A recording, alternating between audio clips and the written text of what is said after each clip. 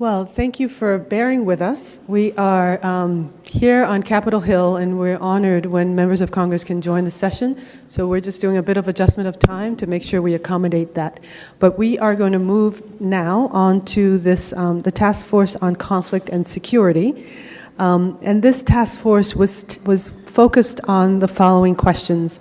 What must African governments, the U.S., and civil society do to reduce violent conflict in Africa, protect human rights defenders working in conflict areas, defend the rights of women and youth caught up in conflict? And if we could ask each task force member to just state your name and your organization, and we'll just move down the list before we go into the comments. Welcome. Thank you. My name is Safa Al-Agib Adam. I'm from Sudan. My organization is called Community Development Association. I am peace and gender activist in the Darfur peace process. Good afternoon. My name is Mike Karikbo. I work with Environmental Rights Action Friends of the Earth Nigeria. I'm an environmental campaigner from the Niger Delta. Mon nom Modeste Amédée Ndonga Lansibou, syndicaliste, président de l'Union nationale des travailleurs du Congo, République démocratique du Congo. My name is Martinique Moussoigny, a member of the Mandela Washington Fellowship. My name is Hassan Shire. I'm the director of the East and Horn of Africa Human Rights Defenders Network and chairperson of the Pan-African Human Rights Defenders Network. Thank you. Good afternoon. My name is Phyllis Mwema. I work for Kenya Community Support Center. I come from Kenya.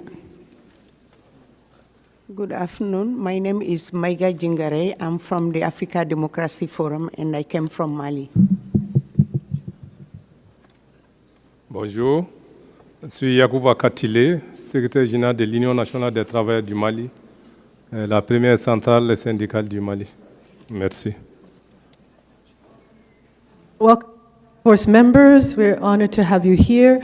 We're also honored to have another guest, and we will invite Carl Gershman now to the podium to share with us that information. So with that, we move to the task force chair, who is Martin Ikomo Sogne, who will give a presentation on the recommendations of this task force. You have the floor. Welcome. Thank you. First of all, we have to say that African governments, US governments, and civil society have played a role in creating and have the ability to eliminate the root causes of conflict in Africa, which include political marginalization and economic exclusion, inequitable resource allocation, corruption, poor governance, weak political institutions, people greater awareness of rights, simplistic response to terrorism, and other factors. African leaders, the US government, and civil society can prevent and eliminate violence by supporting reform-minded groups and individuals, champions of positive change in their efforts. Our recommendations are, for African governments, build democratic states which adhere to the open government partnerships, where there is accountability, free media, anti-corruption, and an independent judiciary, rule of law, and justice for all, including victims of war crimes. Recognize, protect, and partner with civil society, including unions and other non-state actors, as stakeholders in preventing and eliminating violence. Create national cross-border and international mechanism for peaceful resolution of conflict and violent extremism. In most African countries, young people represent over 55% of the population. And it's important for African government to work with youth as leaders, actors, and stakeholders for peace building. Work with the private sector to create economic opportunities for youth. Involve youth in decision-making processes and build youth leadership. increase youth access to education, including civic education and the principles of tolerance, acceptance, and multiculturalism. Stop and prevent the use of children in conflict. Change the way government and security forces tolerate and respond to alternative viewpoints so that they protect the human security of all. Be inclusive for all interests in decision-making. Support a single national dialogue process that includes civil societies and unions. Ensure transparency in economic development policies and priorities. Enable citizens to dialogue with government in forming policies and making decisions. Involve human rights defenders and civil society in various African peer review mechanisms and incorporate their alternative view in these review processes. Pass and/or uphold legislation that recognize, value, and the work of human rights defenders and civil society. Reinforce women's capacity to participate equally and effectively in political processes and peace building. Establish national action plans to enact UN Resolution 1325, Women, Peace and Security. For the African Union, lift immunity from prosecution granted African head of state that violate human rights. For the US government, hold countries accountable. Stop funding countries where there is poor governance. Stop supporting head of state who violate human rights. Monitor resources and funding provided to African government to ensure they are well and appropriately managed. Increase funding for international groups supporting and working with African human rights groups and defenders. Invest in the prevention of violence, not just in fighting extremism. Push for African states' application of UN Security Council recommendation. Put pressure on states to act on the recommendation. Provide continuous support to peace building, so it is not provided only at the time of election or after conflicts has erupted, so that effort to prevent violence can be sustained and ongoing. Condition US government aid on government's enactment of international obligation. Hold governments accountable for enforcing rights for women and girls and other marginalized groups. Ratify, domesticize, and monitor the implementation of the UN Convention for Rights of Women and Youth and other international protocols that protect and promote rights. Pass and/or enforce legislation that requires US government, mission, and representative to protect and promote human rights defenders in Africa. For civil society, become better informed, build the capacity and the ability to play a strong role in preventing and eliminating violence, develop funding sources that sustain our work, create and build dialogue processes that help to address the grievances that fuel violent extremism, strengthen our network so that we maintain a continuous process of exchange, learning, and collaborating within and across countries and regions. Include discussion of the role of men and masculinity in both contributing to and preventing conflict. Include vulnerable groups in preventing and responding conflict. To conclude, we would like to say that civil society recognizes the great threat to African stability that exists and continue to be generated by balkanization. Balkanization is about the divisiveness by ethnic and or religious affiliation, which often fueled by politics and economic interests. We can give the example of Central African Republic, where today we are talking about religious conflict but we know that it's not about religious conflict, it's about economic and political issues.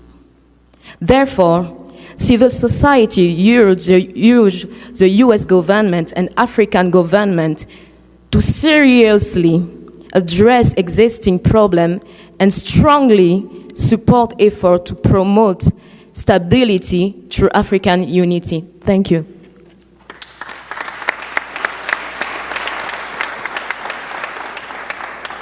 Thank you for that brilliant report out. Other task force members want to, please again, just state your name and affiliation as you speak.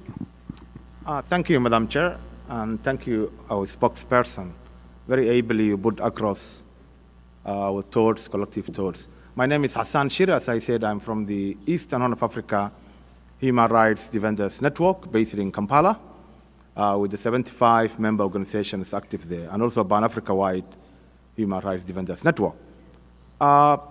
In this context of topic, I just want to underline the importance of the human rights defenders in the chain of human rights protection. And I want really to give vivid examples of how one crackdown on activists, it becomes early warning sign of insecurity, state collapse, forced displacement, emergence of negative forces like terrorists and others, and then the entire country or societies become drawn and magnet to outlaws at global level. Somalia, my own country, where I came from, now Central Africa, part of Nigeria, part of Sudan can demonstrate that, South Sudan can demonstrate that when that vicious circle is being got caught, societies become vulnerable. So defending human rights defenders or taking their voices very seriously when they raise becomes a central point in preventing conflict or devising, mechanisms to avoid conflict and making those countries more stable. So I urge the US government and the African Union leaders, particularly African Union Peace and Security Committee, that to take voices of human rights defenders when they shout very seriously. Yakani, who is now in this room, of South Sudan. We left South Sudan on Saturday. He was making a elaborate warning that this country may collapse. Yakani, he is a part of the South Sudan delegation in this building. And warning the world and the African Union and neighboring states to move rapidly so that they avoid bloodshed. But nothing has taken place, and you know where South Sudan now is. I thank you very much. Thank you. Thank you, very Madam. much. Oh, sorry. Sorry. We start with Thank you. Sister, and then we move to you. Okay. Thank you very much. I just want to emphasize on the security issue. We as citizens, as women, as activists, as human rights defender, as my fellow just talked about, for us to be able to exercise our freedom from movement, freedom for expression, access to livelihood, participate in decision-making and or peace building, also being able to decide or to choose. So meaning that security really means for us, just as being citizen from one country, or being an activist for democracy or human rights, or being a human rights defender. Just for the government and the civil society organization and also the head of state to know that security really means for us. Thank you. Thank you. Thank you, Amira. My name is Mike Karipo. I work with Environmental Rights Action, Friends of the Earth, Nigeria. Part of the recommendations are the recommendations that we made this afternoon, or we worked on yesterday, was informed by some of the issues that are happening within the African continent. And I am especially, because I'm from the Niger Delta, and I'm particularly affected because that's my community. I'm especially interested in raising the issue of resource extraction, the militarization of our communities to ensure resource extraction and the illicit financial flows occurring as a result of oil theft, which has become an all-commerce affair. And finally, the impact on local environment and livelihood of extractive activities. While the president, I saw him on Facebook, the Nigerian president, was having fine dinner with President Obama, with fine china and silver, millions of people in Ogoni area of Niger Delta, who 3 years ago, the United Nations Environmental Program reported after a detailed research that they were living in a very dangerous environment because of the pollution issues, especially with benzene, toluene, xylene, which causes cancer, breast cancer, birth defects. And 3 years after, the Nigerian government and Shell, who were implicated in this egregious pollution issue, have refused to act. 3 years after, people are dying on a daily basis, and 3 years after, we have people sit down with the American president and have dinner while their people are dying back at home.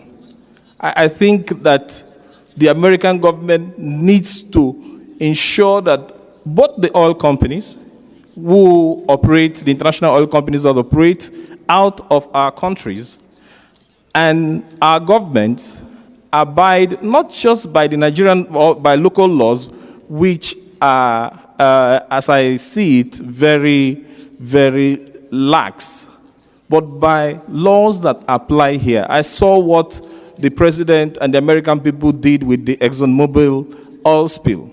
I don't know why we can't do that. We can't replicate that in Nigeria.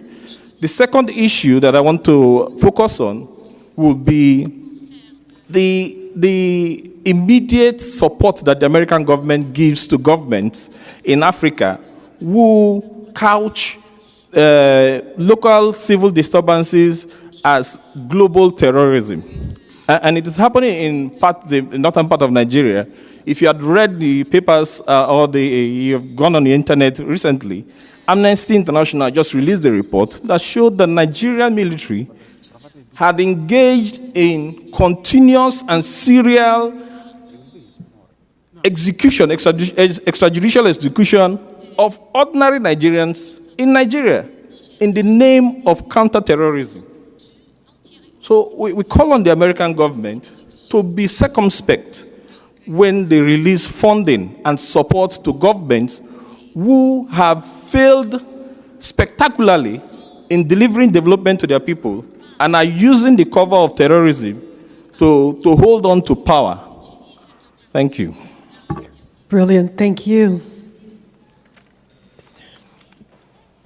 Thank you. My name is Safa Al-Agib Adam. I am from Sudan. I'm peace and gender activist. I participated in the Darfur peace process. When we mention conflict, IDPs, refugees, automatically it is not, you see all the pictures in the international news or any local news that women, children are the first to be the victims. Going more to the issue of conflict itself, without peace, the issue of democracy, issue of elections, issue of other investments will be in vain. That is mean conflict, settling conflict, peace building are priorities to us in Africa. Most importantly, we don't want women to be looked as victims whenever conflict erupts, that women, all the voices called women as victims and recipient only for. Women are not victims but are stakeholders, because if we see that local initiative of conflict always recognize only the warring parties, even the international community when they come, they just look at who carrying these guns and didn't see the impact of that. One of the most important concerns to us as women, we are the one who reserve and manage all these IDPs camps, and also the issue of protection and the human security. It means to us not human security, not moving troops from when in conflict zone, when in peace building, that security issues are settled in terms of moving troop, leaving troop zone. Security for women and children is a human security. It is when we need a girl child go from the IDP's camp to the nearest school without being raped, or to get into a safe water, women going outside the camps and they need fetch water. But the issue of protection is also for all civilians, but it means more to the women and children. In that case, for us, what we would like to urge the USA government in terms of their commitment to the Security Council Resolution 1325, which talk about the women, peace, and security. I know that in 2010, when the Open Day, USA government committed itself for the National Action Plan to support countries in conflict, especially Afghanistan and other DRC. I would like to see that it's all to be generalized for conflict countries in Africa, like Sudan, South Sudan, and 1325, it guarantees the protection of women, children, also the inclusion of women in the peace process, because we have voice to be heard. And the issue on the conflict situation, when peace deal comes, it is about us, it is about the community. At the end of the day, all the matters being decided, it is about wealth sharing, power sharing, or whatever humanitarian, whatever rule of law, reforming of, it is about community, it is about people. That is why inclusion of women in the peace process and in the conflict settlement, it is critically important by supporting their role in their communities. More importantly, the financial support to the women groups and women organizations at the grassroots level, to be their voice to be heard, and also to mitigate conflict. I know that USAID have a huge program to support projects on the ground generally. And these projects also, it's high time to support women. We know that the government for institutional reform orders receive, but more funding from USAID government has to go to women groups and women organizations. Thank you so much. Thank you. Thank you. And then this will be our last comment for the task force, and we move to the audience. Merci. Alors, dans les discussions que nous avons eues hier dans notre groupe, à chaque fois que nous avons essayé de comprendre les causes des conflits, de proposer des solutions, nous sommes toujours tombés sur un seul mot: la gouvernance. Nous avons dit tout ce que nous voulions dire, mais nous retombions toujours sur la gouvernance. C'est-à-dire que si aujourd'hui, et nos dirigeants, et nous les populations, nous mettons en place les instruments pour une bonne gouvernance, énormément de conflits vont soit disparaître d'eux-mêmes ou vont s'atténuer pour disparaître avec le temps. Et en discutant, nous avons compris, C'est ainsi que la question est revenue dans tous les groupes sur l'éducation civique. C'est grâce à l'éducation civique que petit à petit, nous allons intérioriser les valeurs qui sont propres à la culture démocratique. Quand la culture démocratique s'installe dans tout, aussi bien auprès des dirigeants qu'auprès des populations, en ce moment-là, la gouvernance commence à prendre la place et de moins en moins de conflits on vivra dans le pays. Et un élément sur lequel nous avons beaucoup insisté aussi et qui est revenu tout au long des panels qui viennent de passer, c'est la reddition des comptes. Dans nos pays, vous pouvez dire tout ce que vous voulez, vous pouvez demander tout ce que vous voulez, mais quand nous arrivons au problème de reddition des comptes, alors tout se complique, tout se bloque, tout se bloque. On a parlé ce matin de plusieurs fonds qui ont été envoyés pour organiser des activités et on a même posé la question de savoir est-ce que nous, au niveau de la société civile, nous faisons un effort pour savoir si les fonds sont bien gérés. Donc, le problème de la reddition des comptes se pose. Non seulement pour les fonds qu'on envoie, mais pour l'ensemble des activités que nous sommes en train d'organiser. On doit rendre le compte de ce qu'on a fait pour savoir si effectivement on a progressé ou pas. Donc voilà les petits commentaires que nous voulions ajouter à l'ensemble des discussions que nous avions hier. Merci beaucoup. Merci. Okay, we know that there are a few other task force members that have their hands raised. The time is actually working against us. What I'm hoping is we can take some of the comments and then we start with the two of you for responses. Is that okay? Thank you.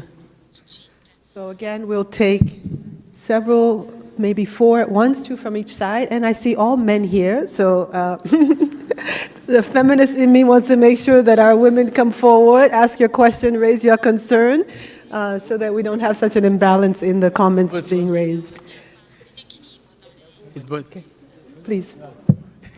And again, please just state your name and your affiliation.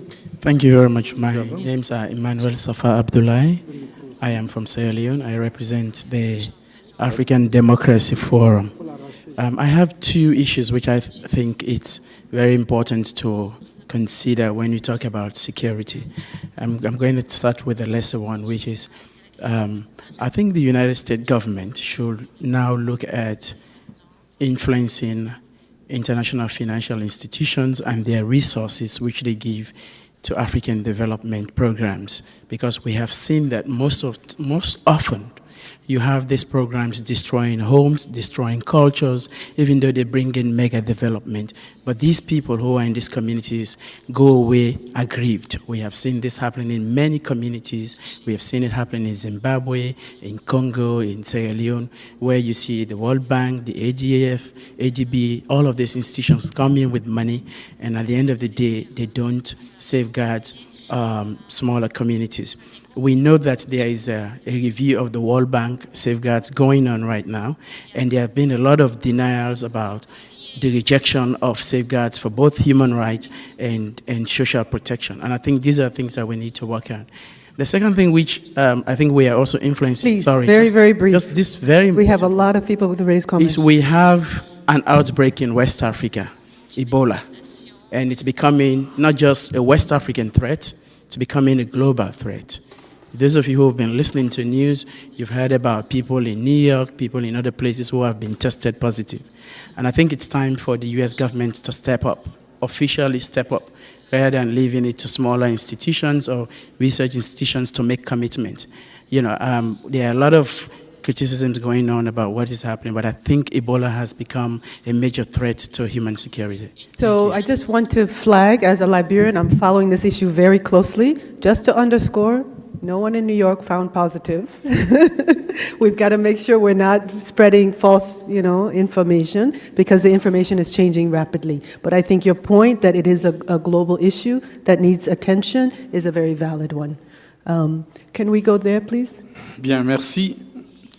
La question de la protection des défenseurs des droits de l'homme est une question importante, mais pas seulement les défenseurs des droits de l'homme, mais au sens élargi, il s'agira également des journalistes indépendants et même des opposants politiques dans certaines crises, dans certaines situations de pays fermés.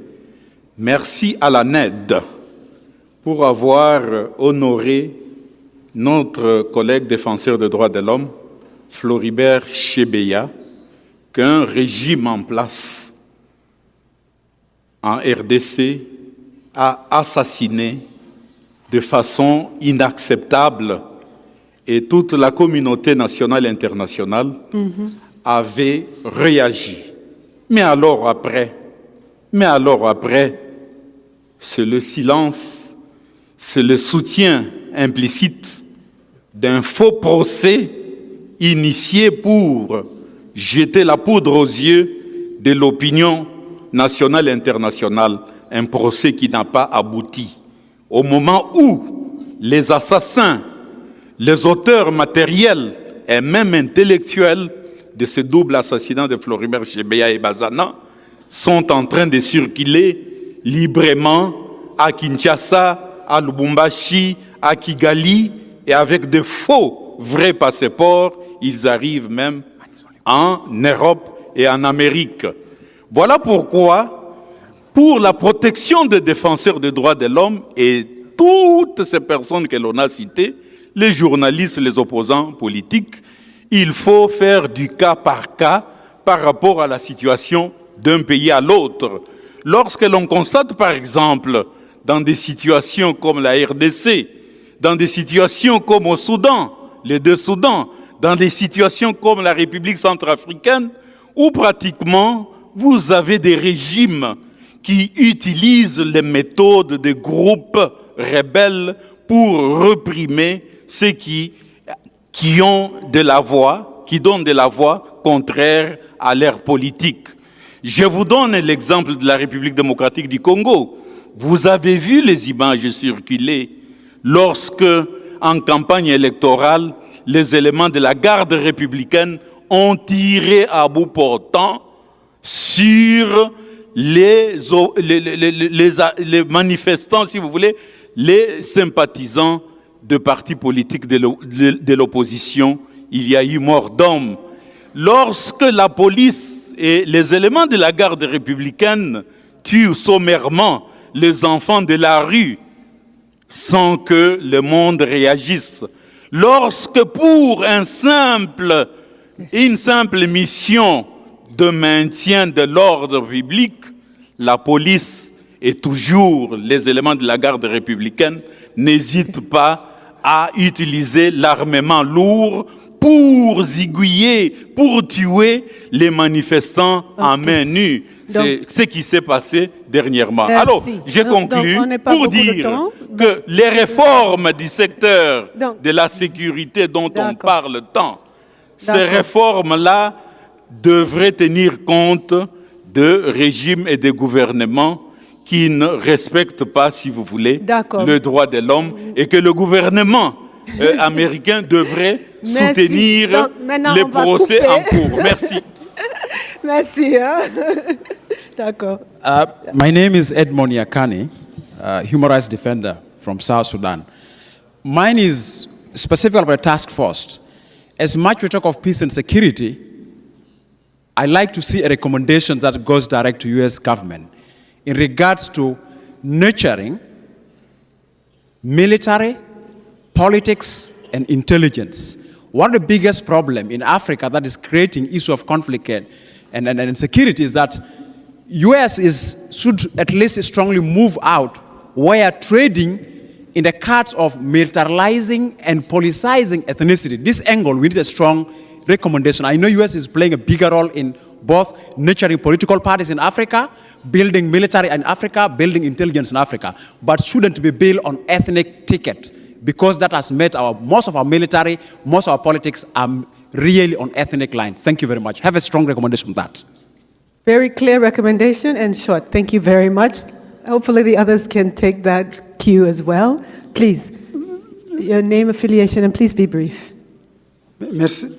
Merci. Je suis le docteur Péa du Congo-Brazzaville. Étant entendu que les questions de paix, de sécurité en Afrique sont d'une priorité, nous avons dans nos recommandations ici formuler peut-être pas des menaces, des accusations aux différents chefs d'État africains dans leur manière de gérer. Mais quelles sont les origines réelles des conflits, parfois en Afrique?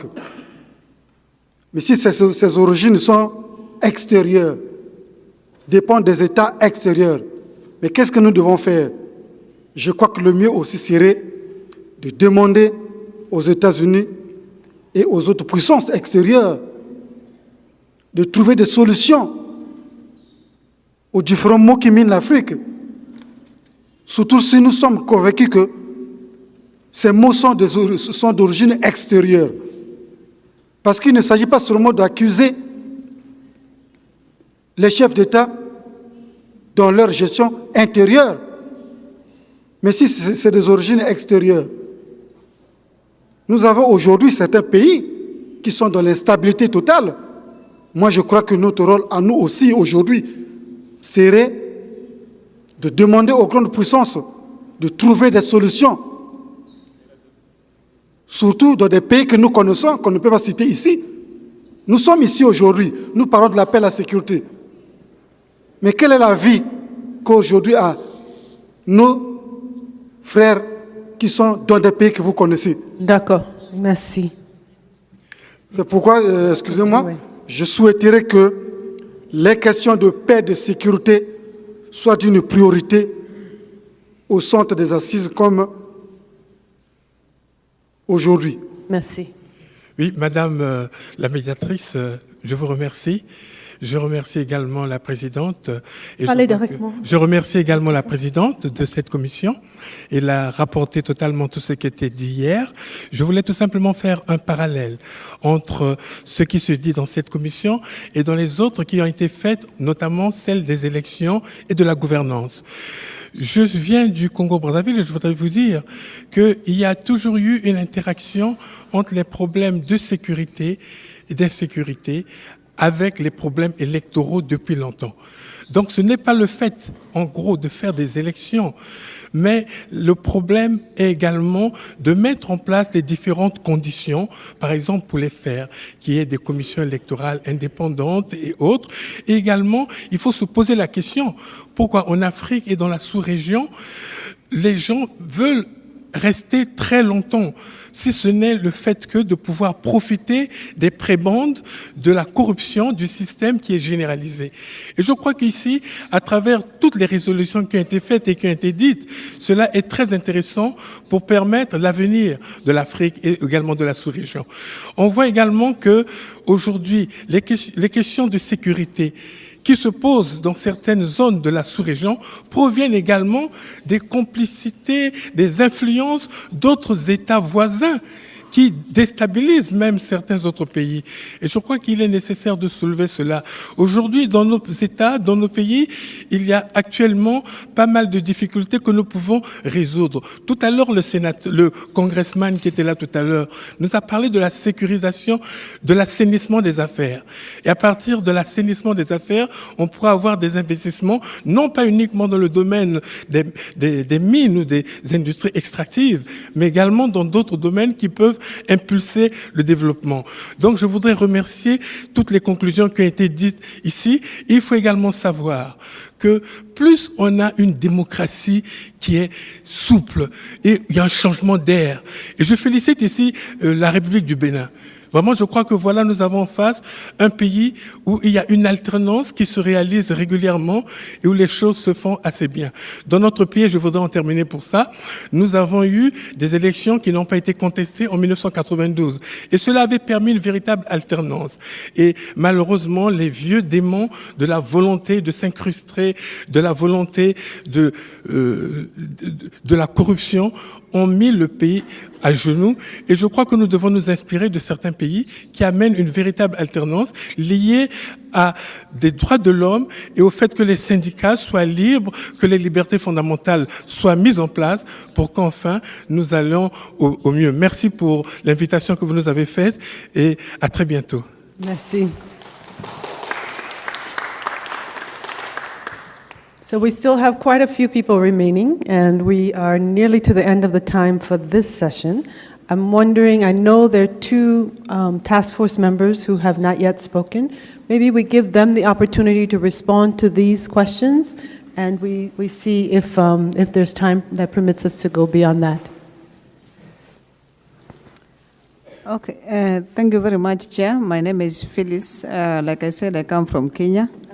I think one of the issues maybe we didn't talk about is about the influence of drugs and the drugs trade in Africa and how it's influencing conflict, and more so, it's affecting the young people who in the end then get involved in violence.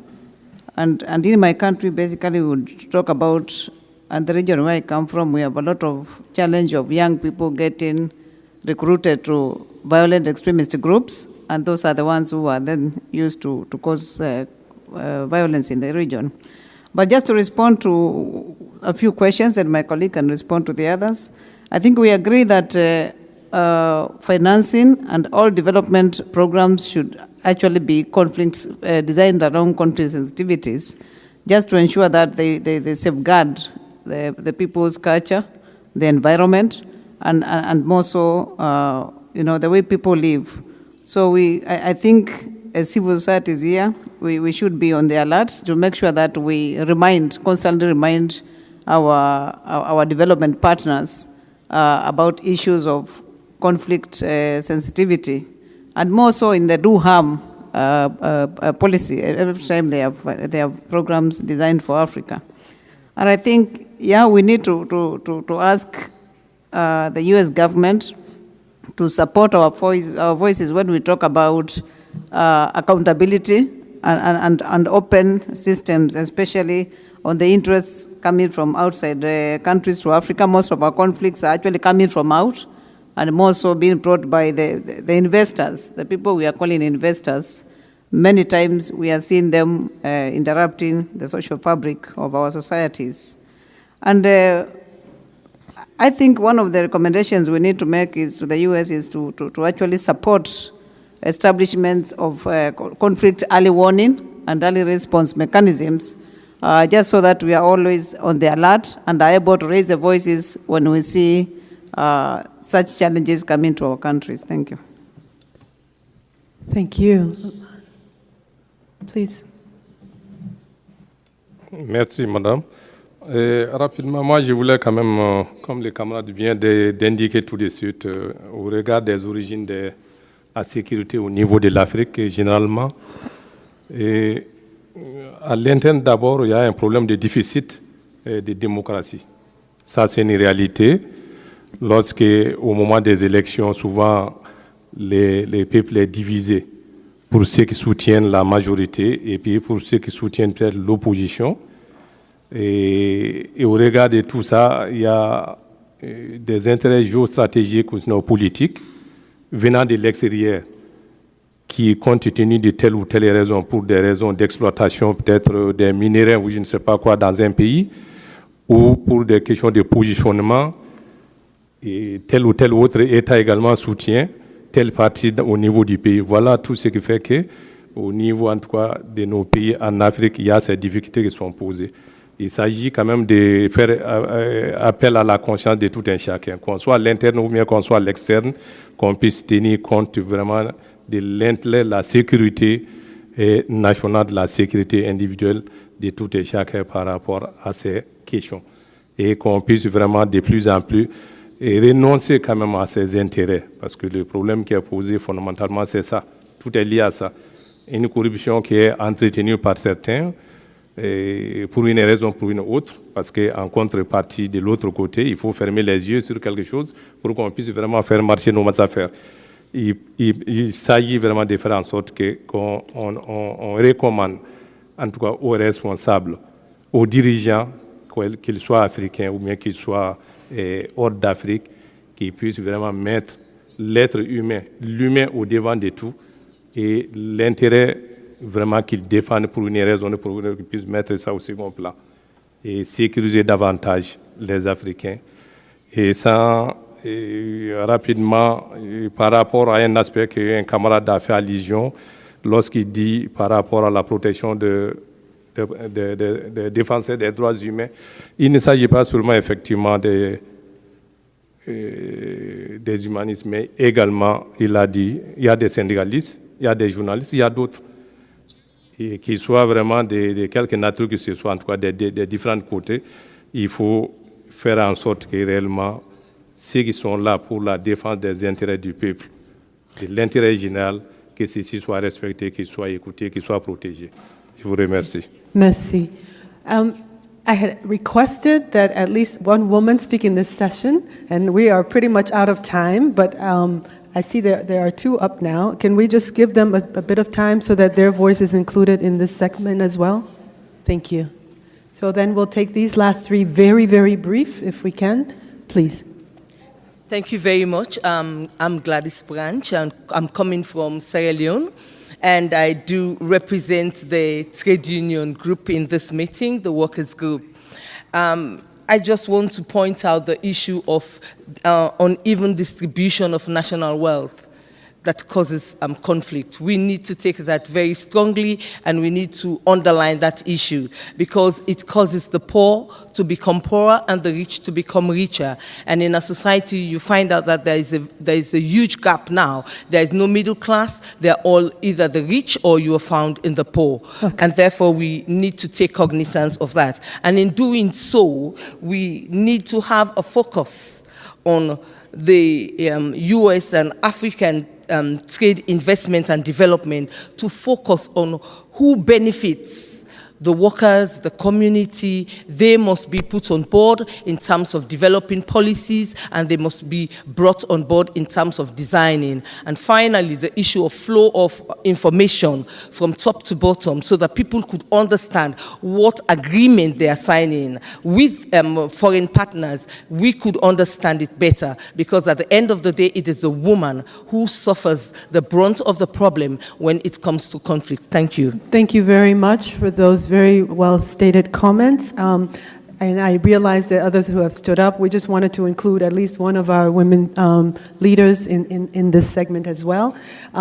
As moderator, I have to say I'm flagging two things that I didn't hear. One was AFRICOM, the U.S. Africa Command, and its role and impact on the continent. And the other is the Arms Control Act, the treaty from the UN. So as we move forward in deliberations and in recommendations, those are two critical elements related to conflict and security that I think are important issues to flag in terms of their significance on the continent. But our time is short. I wish we had time to go back to the panelists for any further comments. It seems like we don't. I'm getting all the signals to stop and stop now. So I apologize for that. But I look forward to opportunities to carry forward these recommendations and this dialogue with all of you over the coming days and in the years and decades to come. Keep up your great work. Thank you.